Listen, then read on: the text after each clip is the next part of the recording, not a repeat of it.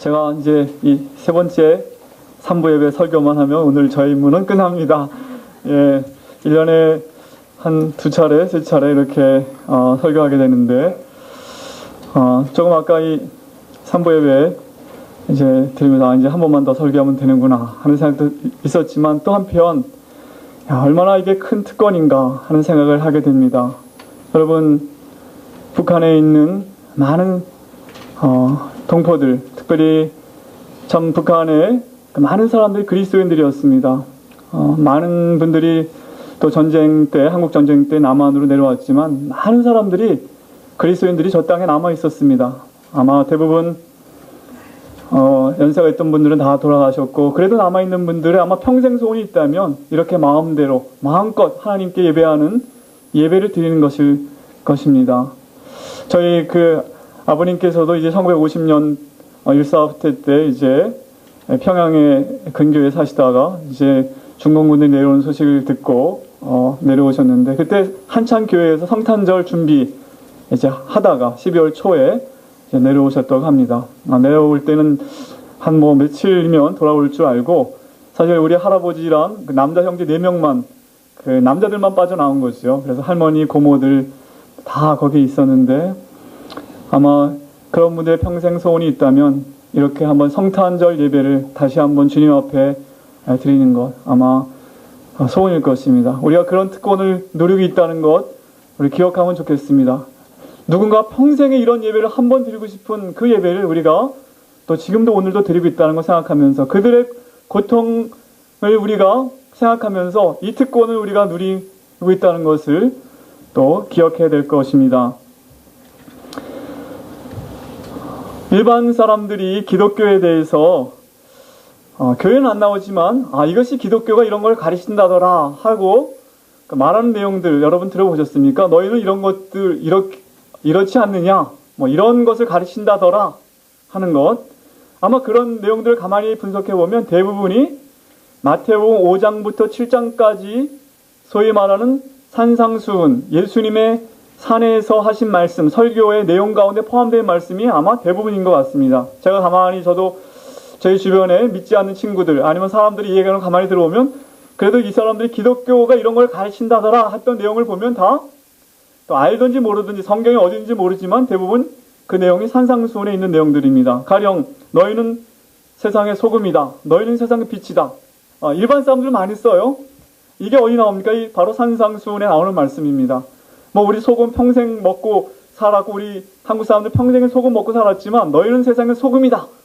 이 의미를 새롭게 이해한 건 아마 성경, 기독교가 이 땅에 들어온 다음에 소금이다, 너희는 세상의 소금이다라는 말을 좀 새롭게 사용하고 있는 것입니다. 또 마음이 가난한 자는 복이 있나니 애통하는 자는 복이 있나니, 이런 말씀들 저희 고등학교 때 보면 나에게 빵을 사주는 자는 복이 있나니 친구가 그렇게 말하면서 이런 것도 성경에 있다는 것을 알고 말한 거겠죠. 윤동주 씨의 그 시에도 보면 슬퍼하는 자는 복이 있나니, 슬퍼하는 자는 복이 있나니, 쭉 반복되는 것도 있는데, 어쨌든 기독교가 이 땅에 들어오면서 이런 가르침들이 알려지기 시작했습니다. 우리가 알고 있는 황금률, 남에게 대접을 받고자 하는 대로 남을 대접하라, 이것이 성경에 있다는 걸 사람들이 알든지 모르든지 이런 내용들을 얘기할 때 이것은 성경에 나오는 것입니다. 대부분의 교회를 안 나오는 사람도 이런 말을 하죠. 또 오른손이 하는 것을 왼손이 모르게 하라, 이것도 바로 마태복음 5장부터 7장에 나오는 예수님의 산상수훈의 내용 중에 하나입니다. 특별히 많은 사람들이, 특별히 남자분들이 듣고 힘들어하는 여자를 보고 음욕을 품는 자마다 이미 마음에 간음했다, 이런 걸 가르친다더라 하는데, 이것도 산상수훈에 나오는 것입니다. 공중에 나는 새를 보라, 들의 백합화를 보라, 이런 표현들. 남의 눈에 티끌을 보기 전에 네 눈 속에 있는 들보, 대들보죠. 대들보 같은 큰 거를 보라. 아마 이런 말을 일반 사람들도 아마 쓸 거예요. 누가 좀 이렇게 비난하면 네 주제를 파악해라 그러면서 아마 또 반대로 네 눈에 들보라 빼라 이런 식으로 얘기하는 것도 들으셨을 것입니다. 이 말씀은 원수를 사랑하라, 이 말씀도 마태복음 5장부터 10장 내용 가운데 나옵니다. 특별히 오른뺨을 치면 왼뺨을 돌려대라. 사실 요즘 100배, 1000배의 복수를 다짐하는 이 남북한의 이 긴장 상황에서 이런 말은 너무나 이 세상의 말이 아닌 것 같이 들리는 말씀입니다. 구하라, 찾으라, 문을 두드리라. 이런 모든 말씀이 마태복음 5장부터 7장의 내용에 있습니다. 또 우리가 주님 가르치신 기도, 하늘에 계신 우리 아버지여, 이 내용도 마태복음에 5장부터 10장 내용에 있습니다. 적어도 여기까지 말씀을 들은 여러분들은 오늘 집에 가시면 반드시 마태복음 5장부터 7장까지 내용 한번 읽어보고 싶은 마음이 들 것입니다. 그렇습니까? 네, 그래야 됩니다. 이런 내용은 너무나 인상적이고 놀라운 말씀이기 때문에 한 번만 들어도 사람들 마음에 팍 와서 각인될 수밖에 없는 그런 말씀입니다. 이 세상의 가치와 원리와는 너무나 파격적으로 다른 말씀이기 때문에 이 말씀을 듣는 자는 이건 이 세상의 나라가 가르치는 것이 아니구나. 이건 바로 천국의 하나님 나라의 가치구나 하는 것을 알 수밖에 없습니다. 오늘 우리가 함께 읽은 마태복음 7장의 이 부분은 예수님께서 하신 이 산상수훈, 산 위에서 수훈, 그러니까 숫자라는 것은 뛰어나다, 가르친 뛰어난 교훈의 마지막 부분인데, 결론 부분인데, 예수님께서는 이 산상수훈을 천국의 왕으로서 선포하고 계시는 것입니다. 산상수훈은 하나님의 뜻을 밝혀주는 천국의 헌장이요, 하나님 나라의 헌법이라고 말할 수 있습니다. 이것은 천국 백성이 따라야 할 규례인 것입니다. 마태복음 5장 1절에 보면 이제 산상수훈이 시작되는데요. 한번 다 같이 한번 찾아보겠습니다. 마태복음 5장 1절. 앞으로 2장 넘기시면 5장이 나오는데 다 같이 한번 읽겠습니다. 시작. 예수께서 무리를 보시고 산에 올라가 앉으시니 제자들이 나온지라. 예수님께서 무리를 보시고 산에 올라가 앉으셨는데 제자들이 나왔다고 그랬습니다. 이 말씀을 들어야 될 1차적인 대상은 바로 우리들과 같은 예수님의 제자들입니다. 그러나 그 뒤에는 군중들이 있었고 또 거기에는 많은 종교 지도자들을 포함한 종교 지도자들도 다 포함한 무리가 있었습니다. 그러나 오늘 이 말씀은 1차적으로 천국의 제자들에게 주시는 말씀입니다. 예수님께서는 이 말씀을 지키는 자가 천국 백성이요 지혜로운 사람이다 하고 말씀하셨습니다. wise man이라고 말씀하고 계십니다. 따라서 오늘 이 자리에 있는 우리들은 이 말씀을, 천국 백성인 우리는 이 말씀을 듣고 순종해야만 하는 것입니다. 예수님께서는 우리에게 지혜로운 천국 백성이 되라고 말씀하십니다. 그러면 무엇이 천국 백성의 지혜입니까? 첫째, 천국 백성의 지혜는 예수님을 구주와 주님으로 알고 선택하는 것입니다. 예수님을 주님으로 선택하는 것, 이것이 천국 백성의 지혜입니다. 이걸 신학적인 용어로 말하면 회심이라고 합니다. 이 세상을 향하고 있던 우리가 하나님께로 돌이키고 예수님을 믿음으로 하나님께로 돌이키는 것, 이것이 가장 지혜로운 선택이요, 이것이 천국 백성의 지혜입니다. 오늘 28절 말씀에 보면 예수께서 이 말씀을 마치심에 무리들이 그 가르치심에 놀랬다 그랬습니다. 굉장히 깊은 인상을 받은 것입니다. 영어로 보면 amazed라고 그래서 amazed. 굉장히 이 말씀을 듣고 정말 놀랐다는 것입니다. 그런데 마태 복음서를 기록한 마태가 이것을 기록한 이유는 그냥 단순히 놀라는 것을 그치지 말고 예수님을 바로 천국의 왕으로 메시아로 알고 따라라 하는 그런 도전을 주고 있는 것입니다. 오늘 여기 있는 우리들에게도 성령께서 말씀하십니다. 이 말씀을 그냥 이거 참 인상적인 말씀이다, 놀라운 말씀이다 하고 끝일 것이 아니라 예수님을 주님으로 믿고 따를 것을 우리에게 도전하시는 것입니다. 그런 분들은 지혜로운 자들입니다. 복이 있는 자들입니다. 오늘 4가지 비유가 나오는데요. 이 4가지 비유 모두 다 예수님의 권위를 인정하고 그분을 왕으로 인정하고 그 말씀을 따라야 한다는 것에 대해서 말씀하고 있습니다. 13절, 14절 말씀 보면 다 같이 한번 읽겠습니다. 좁은 문으로 들어가라. 멸망으로 인도하는 문은 크고 그 길이 넓어 그리로 들어가는 자가 많고 생명으로 인도하는 문은 좁고 길이 협착하여 찾는 이가 적음이니라. 여기 좁은 문은 예수 그리스도를 의미합니다. 나는 생명의 양의 문이다 말씀하셨는데 요한복음에 보면 예수님께서 천국 아버지께로 영생으로 인도하는 문이 되십니다. 그러므로 예수님을 선택하고 그 좁은 문으로 들어가기를 선택하는 자가 지혜로운 자라고 말씀하고 있는 것입니다.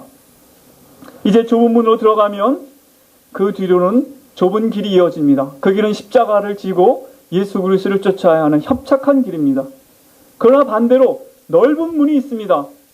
들어가기가 편합니다. 넓은 문을 들어가면 또 넓은 길이 나옵니다. 많은 사람들이 그 길로 갑니다. 그 길은 이 세상의 가치를 쫓아 그냥 우리가 살아가던 대로 죄악된 본성을 가지고 편하게 살 수 있는 길이 바로 넓은 문으로 들어가고 넓은 길로 가는 것입니다. 요즘에 대학 입시철이죠. 자녀들 가진 부모님들 많이 힘들 줄 압니다. 그래서 우리 사회에서는 대학에 들어갈 좁은 문이라고 합니다. 좁은 문. 대학 입시의 좁은 문. 특별히 인류대학에 들어가려면 아주 좁은 문이라고 이렇게 말합니다. 그러나 우리가 생각하는 대학 입시, 인류대학의 좁은 문이 성경에 말하는 좁은 문과는 다른 의미일 수가 있습니다. 만약 대학 입시의 그 좁은 문을 통과하여 인류대학에 가는 그것이 출세길을 가서 세상의 명예와 권력을 누리면서 남을 누르고 편하게 살기 위한 방편으로 그 좁은 문, 소위 말하는 좁은 문을 통과하고자 한다면 그것은 멸망으로 인도하는 대문으로 들어가는 길입니다. 그 문을 들어가서 교만해지고 이 세상의 명예와 부를 추구하다가 결국은 멸망길로 간다고 말씀하고 있는 것입니다. 여러분 이 세상의 길을, 넓은 길을 가기를 원하십니까? 아니면 생명의 문이신 예수 그리스도의 좁은 문으로 들어가서 좁은 길을, 십자가의 길을 가기를 원하십니까? 혹시 우리들은 우리 자녀들에게 넓은 문으로 들어가서 넓은 길로 가라고 그렇게 가르치고 있지는 않습니까? 교회에 나오지만 똑같이 너희들은 어떻게 하면 이 세상에서 성공해서 명예와 권력을 추구하며 남을 누르고 살아라. 이것이 우리 자녀들에게 주는 메시지는 아닙니까? 그러나 예수님께서는 그 길은 결국은 멸망길이라고 말씀하셨습니다. 이 말씀을 통해 예수님께서는 자신을 구주로 믿고 주님으로 선택하고 그 길로, 제자의 길로 오라고 말씀하고 계시는 것입니다. 두 번째 비유에서 예수님께서는 거짓 선지자들에 대해서 말씀하고 계십니다. 거짓 선지자들은 양의 옷을 입고 나오지만 그 속은 이리가 있습니다. 결국 그들을 분별하는 것은 열매가 좋은 열매를 맺는가 하는 것입니다.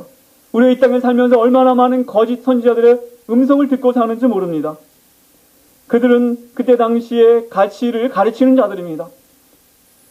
그들은 평화의 길보다는 이 세상의 파워를 추구하고 권력을 추구하며 힘으로 이 땅을 지배할 것을 요구합니다.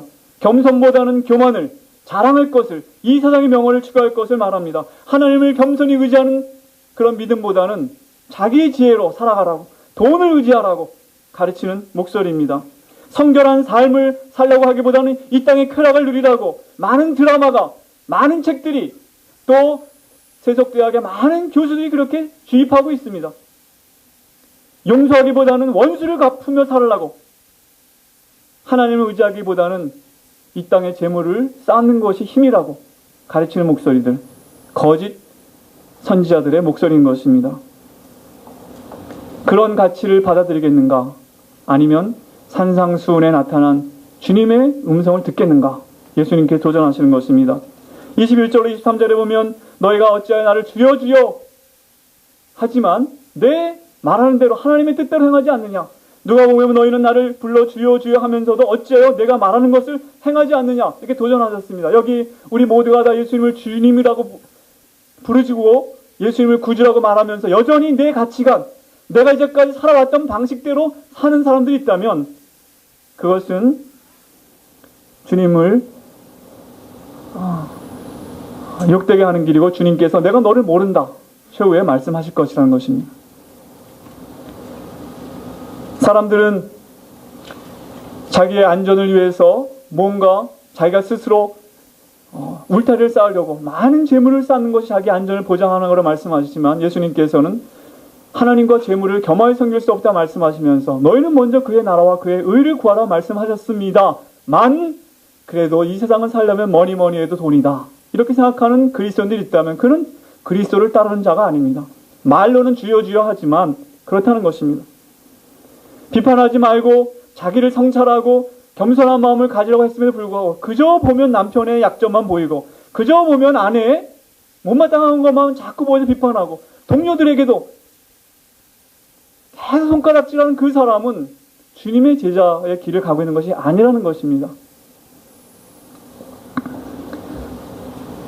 계속 전전긍긍하면서 하나님께서 공중의 새를 먹이시고 들의 백합화를 입히신다는 그것을 말씀하셨음에도 불구하고 내일 일을 알지 못하면서도 마치 내일을 자기가 다 책임질 수 있는 것처럼 살아가는 태도는 주님의 제자의 태도가 아니라고 말씀하고 계시는 것입니다.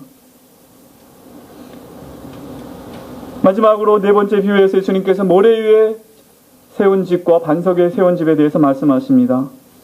예수님께서 말씀하셨죠. 내 말을 듣고 행하는 자는 반석 위에 집을 세운 지혜로운 사람이다. 즉 주님의 권위를 인정하고 주님의 말씀을 받아들이고 따르라는 것입니다. 그러므로 이 네 가지 비유 모두가 다 주님이 왕이 되심과 그 말씀이 권위 있다는 것을 받아들이라는 도전인 것입니다. 예수님을 주님으로 믿고 그 말씀에 그 세상에 어떤 것보다 가치를 부여하는 사람은 지혜로운 천국 백성입니다. 아무쪼록 여러분이 그러한 천국 백성이 되기를 바랍니다. 두 번째로 무엇이 천국 백성의 지혜입니까? 두 번째로 천국 백성의 지혜는 천국 백성으로서의 합당한 성품을, 즉 예수 그리스도를 닮은 성품을 갖기 위해서 대가를 지불하는 것이 바로 천국 백성의 지혜입니다. 그리스도를 따라가기 위한 대가를 지불하는 것, 이것이 지혜입니다. 이것이 제자도입니다. 천국 백성의 삶을 몸에 익히고 우리의 생각과 행동 패턴으로 바꾸기까지는 어려움이 있다는 것입니다. 여러분, 우리가 가진 악습도 하루아침에 생긴 것이 아닙니다. 누군가가 우리 몸에, 우리 생각에 새겨 넣었습니다. 그런 모델을 보여주었습니다.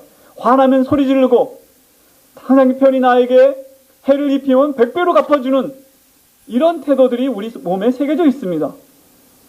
미워하고 이 세상의 가치를 따라 살고자 하는 것이 이미 하나님 밖에 있던 우리 가치관 속에 형성되어 있고 우리 몸의 행동으로 배어 있는데 이것을 떨쳐버리기 위해서는 대가를 지불해야 한다는 것입니다. 이 세상의 방식대로 살지 않기 위해서는 하나님을 의지하고 믿음으로 사는 삶에는 훈련이 필요하고 대가가 필요합니다.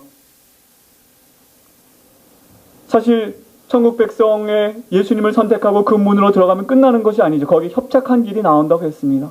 날마다 십자가를 지고 주님을 따라야 한다는 것입니다. 새로운 신분을, 하나님의 백성의 신분을 가진 우리는 새로운 성품을 가져야 되고 새로운 행동을 보여야 되는데 그러기 위해서는 대가를 지불해야 되고 그 길을 가는데 많은 어려움이 있다는 것입니다. 네 가지 비유가 다 그것을 말씀하십니다. 좁은 길로 들어가, 좁은 문으로 들어가라. 좁은 문으로 들어간 후에는 좁은 길이 나온다고, 협착한 길이 있는데 그것은 많은 사람들이 걷지 않는 길이라고 말씀하십니다. 그 길은 제자의 길입니다. 섬김의 길입니다. 십자가를 지고 따라야 하는 길입니다.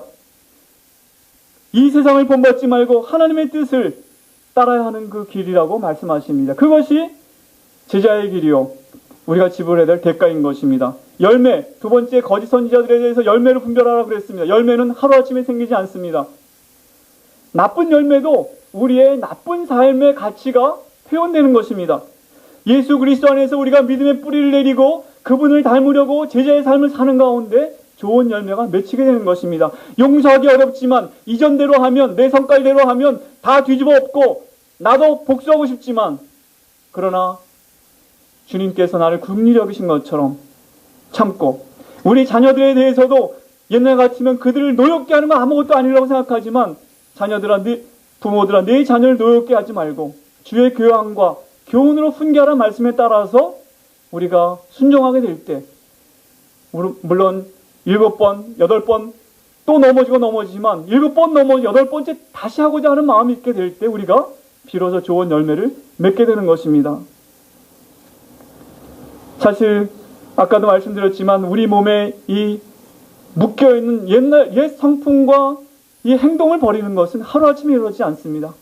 그것은 예수 그리스도를 믿었지만 제자의 길을 계속 가는 가운데 열매가 맺히게 되는 것입니다. 그것이 우리가 지불해야 될 대가인 것입니다.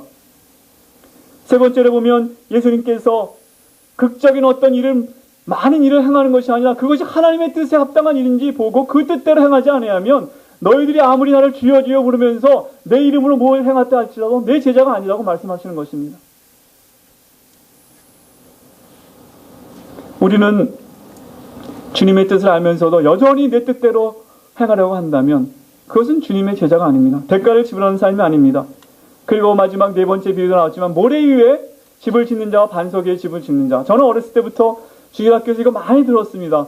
선생님들이 이렇게 융판에다가 붙여서 보여주기도 하고 많이 했는데 제가 갖고 있던 생각은 이런 거, 모래가 있는데 거기다 집 짓는 사람이 있고 이쪽에 반석에 이렇게 바위가 있는데 거기다 집 짓는 사람이 있구나 이렇게 생각했어요. 또 그렇게 가르침도 많이 받았는데 마치 그 돼지 새끼 세 마리가 집을 짓는데 뭐 이렇게 그런 거랑 비슷한 스토리로 이해하고 있었는데 보니까 그것이 아니고 다음과 같은 얘기입니다. 사실 갈릴리 그 해변가에 집들이 많이 있었는데 건기 때 보면 그 갈릴리 해변가에 그 땅들이 딱딱하게 굳어가지고 상당히 굳어 보이기 때문에 그 위에 집을 짓는 사람들이 있었습니다.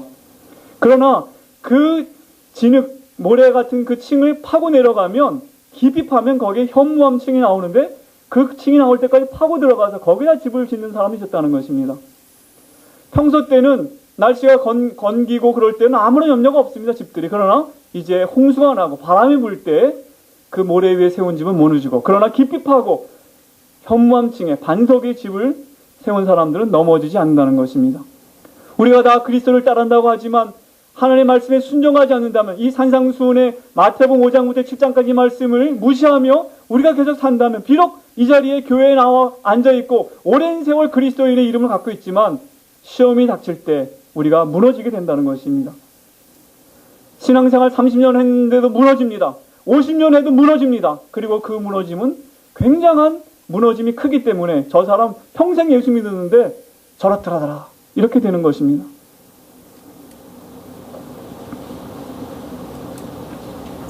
당시 바리새인들은 겉으로 보이는 몇 가지 율법을 외형적으로 지키는 것으로 자기들이 의인이라고 생각했습니다.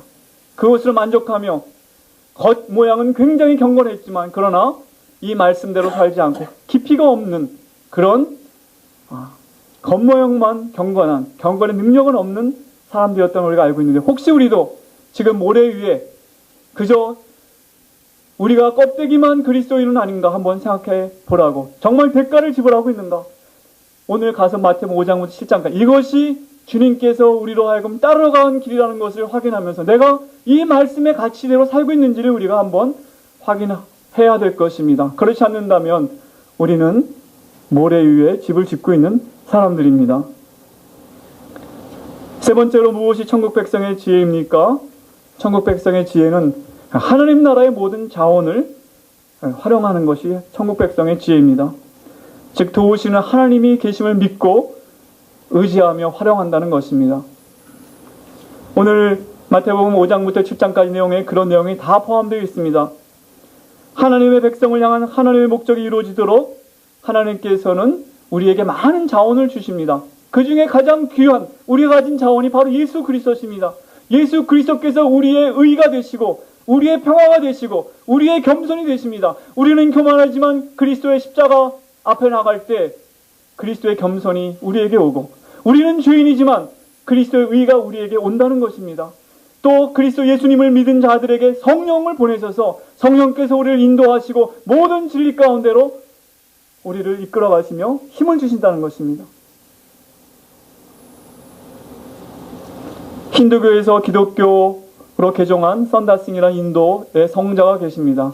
어느 날 이분에게 한 비교 종교학 교수가 물었습니다. 이분은 선다싱이 이 힌두교에서 개종한 것이 잘못이다라는 것을 증명하기 위해서 이제 이런 질문을 한 것입니다. 당신이 기독교로 개종한 후 새롭게 찾은 것이 무엇입니까? 그때 선다싱이 대답했습니다. 예수 그리스도십니다. 어떤 철학적인 논쟁을 기대했던 그는 참을 수 없다는 듯이 다시 말했습니다. 아니 그런 거 말고 하지만 뭔가 이전에 종교에 없었던 힌두교에 없었던 어떤 원리나 교리 같은 것이 있으면 그것 좀 말해 보십시오. 선다싱이 대답했습니다. 그것이 바로 예수 그리스도십니다. 이 세상에 어떤 종교나 가르침에 없는 기독교의 유일한 것이 있다면 바로 예수 그리스도를 통하여 우리에게 주어진 하나님의 은혜입니다. 마태복음 5장에 보면 팔복의 말씀이 나오는데 심령이 가난한 자는 복이 있다 하는 것은 우리가 심령이 가난하기 때문에 하나님께서 천국을 우리에게 대가로 보상으로 준다는 그런 말씀이 아니라 우리는 말할 수 없이 비참한 가운데 마음이 애통할 수밖에 없는 그런 가운데 있어야 하는 존재지만 그럼에도 불구하고 천국의 통치가 예수 그리스도를 통하여 구속의 은혜를 통하여 우리에게 임한다는 것을 말씀하고 계시는 것입니다. 하나님의 통치와 의가 세상 속에 우리 가운데 인간으로 찾아오신 예수를 믿는 믿음을 통해서 우리에게 주어진다는 것입니다. 여기 앉아있는 우리 모두가 다 마음이 비참할 수밖에 없고 애통할 수밖에 없고 정말 진짜 의의가 어디 있는가 찾을 수밖에 없는 그런 목마른 상태 속에 살아갈 수밖에 없는 우리에게 하나님께서 그 아들을 보내시고 예수께서 우리에게 의의로 우리에게 위로자로 오시는데 그분을 우리가 믿음으로 받아들이게 될 때 그것이 우리에게 복이 있다는 것을 천국 백성은 안다는 것입니다. 하나님께서는 스스로 도와서 스스로 구원할 수 없는 우리들, 어쩌면 우리 스스로 돕고자 하는 마음조차도 없는 우리들에게도 가까이 오십니다.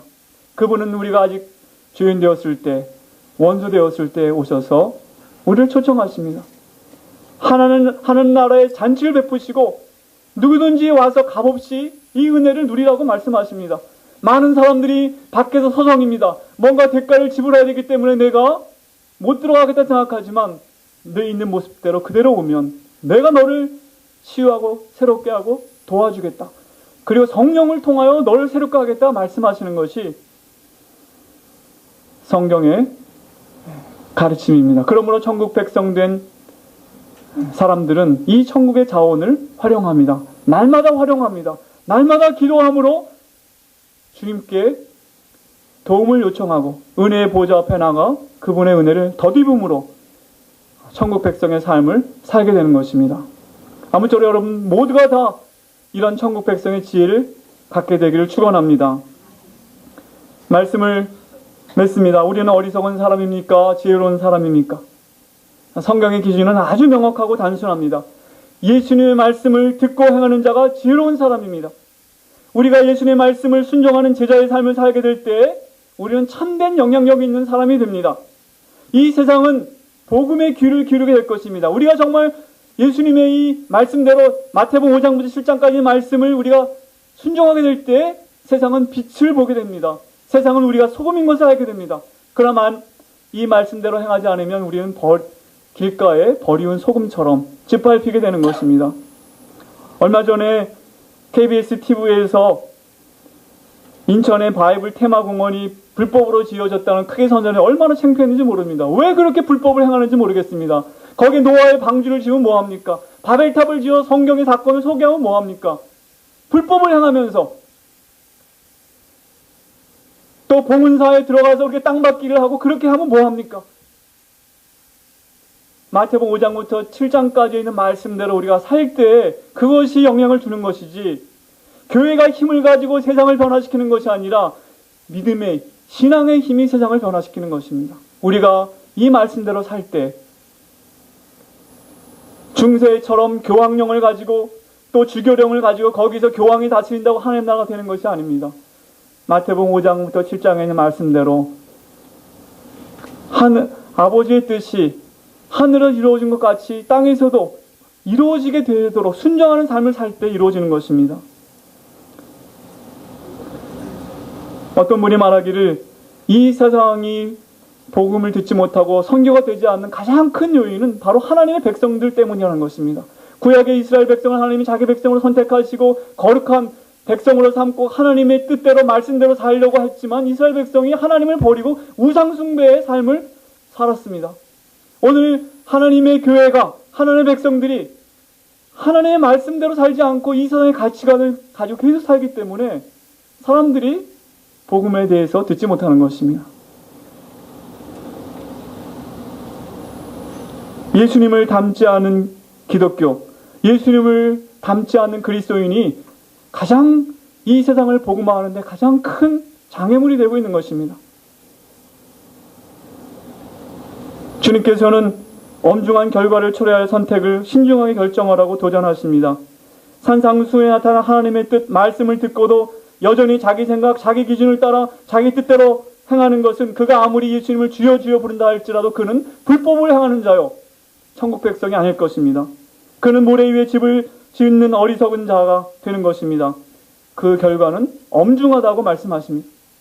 그러나 지혜 있는 자는 예수님의 말씀에 권위를 부여하고 그 말씀을 순종하려고 애쓰는 가운데 성령의 도우심을 받아서 이 땅에서부터 천국 백성의 삶을 누리면서 증거하면서 그리고 마침내 하나님 나라에 넉넉히 들어감을 얻게 되는 것입니다.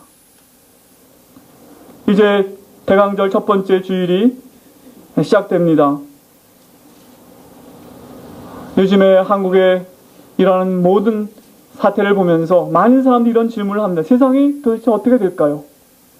그때 우리는 이렇게 대답해야만 합니다. 하나님의 나라가 임할 것입니다. 궁극적으로는 하나님의 나라가 임할 것입니다.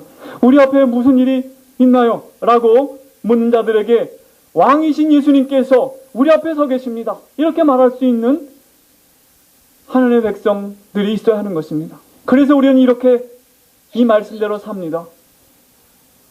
그렇게 되게 될 때 하나님의 말씀이 이 땅에 전파되며 하나님의 나라가 임하게 되고 마침내 그리스도께서 오실 때 우리가 그분 앞에 담대히 서게 될 것입니다. 아무쪼록 우리 모두 다 오늘 돌아가셔서 마태복음 5장부터 7장까지 말씀을 읽고 이 말씀이 나의 삶의 기준이 되고 있는가 다시 한번 생각하며 내가 이 말씀대로 살고 있지 않는다면 지금 모래 위에 집을 짓고 있는구나. 아이고 다시 지금이라도 깊이 그 말씀을 순종하는 여러분들이 되시기를 주님의 이름으로 축원합니다.